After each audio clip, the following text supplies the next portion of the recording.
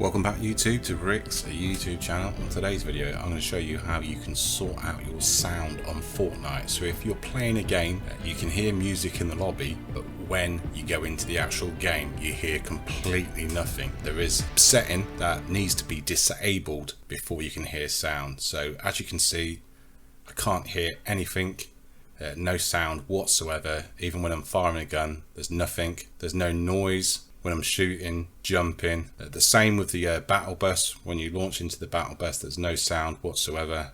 And it's completely the same when you jump out the bus as well. Can't hear any chat, no sound effects or nothing. So the reason why that is because there's a setting in the accessibility part in Fortnite under settings where you can change it. So at the moment I'm on the ground, still can't hear anything. I'm going to hit escape or whatever button. If you're on an Xbox One, PS4, go into settings, go to accessibility, hit that. At the bottom you can see hearing.